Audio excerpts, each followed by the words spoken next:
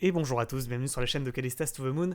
J'espère que vous allez bien. Vous le voyez, aujourd'hui on débute directement la journée dans le rouge avec un Bitcoin qui part à la baisse, qui casse son support par le bas et qui nous entraîne l'ensemble du marché. On a effectivement Ethereum qui part, à chaque fois quand vous regardez les derniers chandeliers, qui part à la baisse, le BNB également, le XRP également, le Solana également, le ADA Cardano également, Luna, Avax, tout part dans le rouge aujourd'hui. Donc la question est la suivante. Est-ce que le Bitcoin va tenir sur ces différents supports ou est-ce qu'il va continuer de nous entraîner le marché à la baisse? Est-ce qu'il y a un risque qu'il parte encore plus dans le rouge, chercher peut-être les 30 000 dollars à terme, ou est-ce qu'au contraire il existe un espoir qui persiste? Donc on va faire bien entendu un point dans la vidéo du jour. Je vous rappelle bien entendu que le contenu de cette vidéo n'est pas un conseil d'investissement, et je vous rappelle également que je vous fais des points réguliers sur Telegram pratiquement tous les jours, donc en avant-première, notamment ce matin à partir de 9h. Donc n'hésitez pas également à nous rejoindre sur Telegram, vous êtes bien entendu les bienvenus. Également, bien entendu, n'oubliez pas de vous abonner, d'activer la cloche, de liker la vidéo, ça fait toujours plaisir, et de mettre également un petit commentaire pour le référencement. Allez, on débute directement du coup par le Bitcoin, qui du coup nous entraîne l'ensemble du marché à la baisse aujourd'hui, et qui nous fait partir effectivement dans le rouge. On débute directement avec cette vue semaine sur le Bitcoin. On voit qu'également, premièrement, qu'en vue semaine, on est toujours sous le ruban des moyennes mobiles exponentielles, qu'on est également sous la MM20, la moyenne mobile des 20 dernières semaines, qu'on a un support ici ascendant qu'il ne faudrait pas casser. En réalité, ce support, il correspond à quoi? Il correspond au bas de drapeau ascendant que l'on a en vue semaine. Je vous rappelle que ce qui se joue, et ce qui va se jouer cette semaine, c'est est-ce qu'il y aura cassure ou non de ce drapeau ascendant par le bas. Donc drapeau ascendant, figure chartiste de continuation baissière, 6 cassures par le bas, signal de vente pour aller rechercher à minima les 30 000 dollars. Donc effectivement, hein, là il faut commencer peut-être à s'inquiéter parce qu'une cassure d'une figure chartiste comme celle-là, ça nous entraînera effectivement l'ensemble du marché à la baisse. Maintenant, il y a quand même un espoir qui persiste de rebond sur ligne de tendance haussière et sur le bas de canal. Donc on le voit également avec cette vue journalière sur le Bitcoin. Donc on retrouve ce canal, ce drapeau ascendant en vue journée, rebond en bas de drapeau, rebond en bas de drapeau, et peut-être que là vous voyez on est sur le chemin pour aller chercher le support ascendant du drapeau, le bas de drapeau, qu'il ne faut absolument pas casser, vous l'avez compris. Le niveau, je le répète, est situé à peu près aux 37 500 dollars. Ça correspond en vue semaine à une clôture. Clôture de 4 semaines consécutives ici, 37 600 dollars. Niveau à ne pas casser, si on devait casser ce niveau, le prochain support serait situé à 36 200 et le support suivant serait situé à 35 000 correspondant, vous le voyez à chaque fois, je vous ai mis sur le côté, est-ce que ça correspond à des supports hebdomadaires ou à des supports mensuels? Donc effectivement, on s'approche du bas de drapeau. Je vous rappelle que par 2 fois dans le passé, il a rebondi sur ce bas de drapeau, pour s'en est suivi une force acheteuse, puis une clôture de la journée au-dessus du deuxième niveau de canal.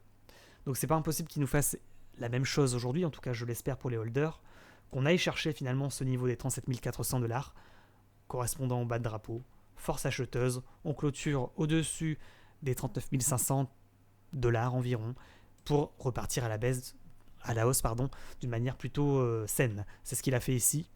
Force acheteuse, on clôture au-dessus du niveau, on repart à la hausse. Force acheteuse, on clôture au-dessus du niveau, on repart à la hausse, et ainsi de suite. Donc on espère que ça va se passer à nouveau de cette manière. Rebond en bas de canal, force acheteuse, et on repartirait à la hausse pour aller rechercher les 52 000 dollars. Ça, c'est le scénario optimiste pour dans les jours et dans les semaines à venir. Le scénario pessimiste, c'est de dire non, ce support ne va pas tenir. Ce support également en vue hebdomadaire ici, situé à 37 500 dollars, ne va pas tenir. Et on va tomber sur les supports en dessous, 34 000 dollars, puis enfin les 30 000 dollars. À minima, parce que je le répète quand même, l'objectif d'un drapeau ascendant n'est pas les 30 000 dollars. L'objectif, c'est plutôt, vous l'avez compris, à terme, les 20 000 dollars correspondant à la ligne de tendance haussière très long terme que l'on suit depuis l'année... depuis 2015, voire ici 2020, ça nous emporterait directement le marché pour aller chercher cette trendline ascendante que l'on voit en vue logarithmique. Ok, donc espérons qu'effectivement ce canal ne cède pas et que ce niveau des 37 000 dollars environ ne cède pas. Pour ce qui est de la vue 4 heures, vous le voyez, je vous ai informé ce matin d'un potentiel biseau d'élargissement ascendant. Donc ça veut dire quoi? Ça veut dire que en alignant les mèches hautes ici, on voit qu'on a un niveau de résistance. En alignant les mèches basses, on voit qu'on a ici un niveau de support. Que ce niveau de support, de bas de support, correspond également au bas de canal ascendant et qu'il correspond également à la clôture hebdomadaire que vous voyez ici. Donc tous ces niveaux se rejoignent sur un niveau situé ici, vous le voyez, le bas de canal ascendant, le bas de biseau d'élargissement, également la clôture hebdomadaire à 37 600 $ environ. Donc ce niveau est vraiment important, pour résumer. Si on devait casser ce niveau, ce serait un vrai signal de vente, ça serait vraiment exécrable, ça nous emporterait le marché à la baisse pour les casser ensuite, pour aller chercher en tous les cas les supports d'en dessous que vous voyez sur votre écran à 36 200 et 35 000 $, et enfin en tout dernier lieu, l'objectif serait à peu près les 30 000 $. Donc attention, maintenant en vue 4 heures, on est également, je pense, pas encore tout à fait en survente.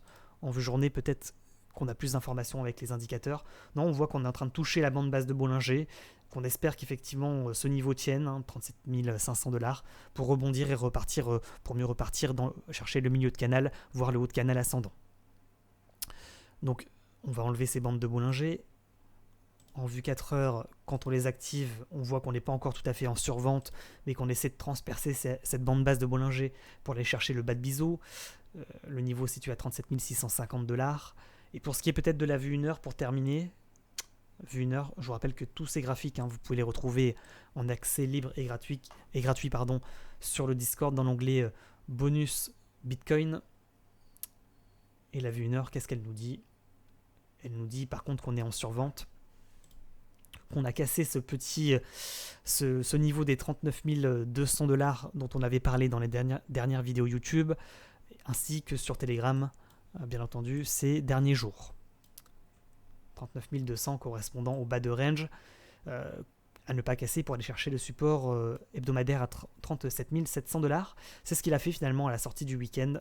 Ça s'est passé comme d'habitude, j'ai envie de dire, à 2h du matin. Une fois de plus, il a cassé son bas de range qu'il ne fallait pas casser à 2h du mat, juste après la clôture hebdomadaire. Pour ce qui est des clôtures, il y a un élément quand même important avant de poursuivre la vidéo que je devais aborder avec vous. C'est la chose suivante, c'est de dire on a une clôture ici mensuelle, vous le voyez, à 38 400 $. Vous voyez, c'est ce support que vous voyez ici tracé. Et quand on zoome, en 4 heures, où est-ce qu'on a clôturé? Je vous le donne en 1000, tout pile sur le support mensuel des 38 400 $. Voilà, c'était juste une petite aparté pour ceux qui n'ont pas compris pourquoi potentiellement ça s'arrête sur ce niveau et ça clôture sur ce niveau en 4 heures. Parce qu'en fait, là, on est en train de tester un support mensuel important, donc un support important à ne pas casser. Parce qu'après, le prochain niveau de support mensuel est situé à 35 000 $. C'est le niveau qu'on a donné tout à l'heure. Donc attention quand même si ça devait casser, parce que là après voilà, on irait chercher le support d'en dessous en vue hebdomadaire cette fois, 37 600. Le prochain niveau hebdomadaire est situé à 36 200. Et ensuite on a des différents niveaux de support effectivement également ici et là que je vous tracerai si ces supports intermédiaires devaient être cassés dans la journée ou dans les jours à venir. Donc en résumé, voilà. C'était juste l'information que je voulais vous donner en vue 4 heures. On vient de clôturer sur le support mensuel et on espère que ce support va tenir. S'il ne tient pas, l'objectif sera le bas de biseau d'élargissement descendant, le biseau d'élargissement que l'on voit ici à 37 600 $. En vue 1 heure, je vous laisse également les tracés, les indicateurs des moyennes mobiles exponentielles et de la moyenne mobile 20 périodes et 9 périodes, ainsi qu'une ligne de tendance baissière que vous voyez ici. Ligne qu'il faudrait casser pour reprendre en fait une hausse. Donc c'est-à-dire qu'en fait le Bitcoin, s'il devait faire ce mouvement, repasser au-dessus des 39 200 $, 39 500 $, ça pourrait en fait être un signal d'achat, de reprise de hausse pour aller rechercher les résistances de dessus et potentiellement le haut de biseau d'élargissement. Donc bien entendu il faudra parier que ça se fasse sur plusieurs jours. Néanmoins, effectivement, ça voudrait dire que potentiellement en vue journée, ça voudrait dire qu'en fait on mèche, qu'on clôture au-dessus du niveau, de support ici, dont on a parlé, et ça ferait finalement une mèche piège vendeur, comme on l'a eu ici, et là, donc mèche piège vendeur pour retourner, réintégrer le support journalier à 39 400 $, pour mieux repartir à la hausse et aller chercher effectivement potentiellement le haut de biseau d'élargissement que l'on voit en vue 4 heures. Voilà, ça c'était l'information optimiste, potentiellement, de rebond en bas de biseau, plus ou moins, ou sur rebond. Peut-être, à mon avis, il faut peut-être mieux aller chercher les 37 600 avant de rebondir. Néanmoins, voilà, ce que je voulais vous dire, c'est que si on devait casser cette trendline descendante, potentiellement, ce serait le signal d'achat pour aller rechercher le haut de biseau. Mais bon, encore une fois, attention, parce que dans toutes les unités de temps, actuellement, on est baissier en mensuel. Vous voyez, avec cette vue. Tac, mensuel, on est comme ça, on est vraiment en train de tester le support. On est baissier en vue hebdomadaire, on est en train de tester également le support hebdo, 37 700 $. On est baissier en vue journée, on est baissier en vue 4 heures, et on est baissier également en vue 1 heure. Donc là, acheter le dip comme ça, en espérant que ça remonte, c'est très risqué, hein, vous l'avez compris. Moi je pense que soit on le prend sur mèche, suite à un crash comme ça, hop, on le prend en buy the dip, ce qu'on appelle, sur rebond en bas de canal et en bas de biseau, sur le niveau qu'on a donné tout à l'heure, je vous rappelle, hein, le croisement de 3 niveaux, on se répète mais c'est important, le bas de canal, le bas de biseau et la clôture hebdomadaire ici. Donc ça c'est le niveau important à ne pas casser. Donc potentiellement si ça rebondit sur ce niveau, on aurait effectivement un bon niveau d'entrée et de recharge. Que ce soit sur le Bitcoin, mais également sur l'ensemble de vos crypto-monnaies, vous le savez, elles suivent toutes le Bitcoin. Hein. Donc attention, effectivement, que ce Bitcoin ne casse pas une nouvelle fois son bas de canal ascendant. Ça serait effectivement un gros signal de vente avec une cassure effectivement de drapeau ascendant en vue semaine pour repartir à la baisse. C'est le gros risque qui nous pend au nez actuellement, c'est ça. Hein. C'est la cassure du canal, c'est la cassure du drapeau ascendant par le bas pour poursuivre en fait la baisse, parce que je répète à nouveau que les biseaux, enfin les canaux, les drapeaux ascendants, pardon, je commence à fatiguer après 12 minutes de vidéo, les drapeaux ascendants sont des figures chartistes de continuation de la baisse. Hein. Donc attention, si ça devait arriver, ça ferait une cassure en toute logique, pullback pour crash. Donc il y a également une autre possibilité, cassure, pullback, réintégration, signal d'achat. D'accord ? Donc c'est ça qu'il faut regarder en vue journée. À regarder, bien entendu, on le répète à nouveau, en vue journée, pas en vue 4 heures. Ne vous faites pas piéger par une fausse cassure du drapeau en vue 4 heures pour réintégrer, pour faire une cassure pullback en vue journée, réintégrer le drapeau et repartir à la baisse comme une fusée. Hein. C'est également une possibilité. Voilà, on va s'arrêter là. Merci à tous d'avoir regardé cette vidéo. N'oubliez pas de la liker, d'activer la cloche pour recevoir les notifications des prochaines vidéos, de liker la vidéo bien entendu pour soutenir la chaîne. Et puis enfin, je vous rappelle que c'est sur Telegram que je vous donne les dernières informations en temps réel. Donc n'hésitez pas à nous rejoindre. Également, vous pouvez retrouver l'ensemble de ces graphiques sur le Discord. Vous êtes bien entendu les bienvenus. On s'arrête là. Bonne journée à tous et à bientôt. Ciao, ciao.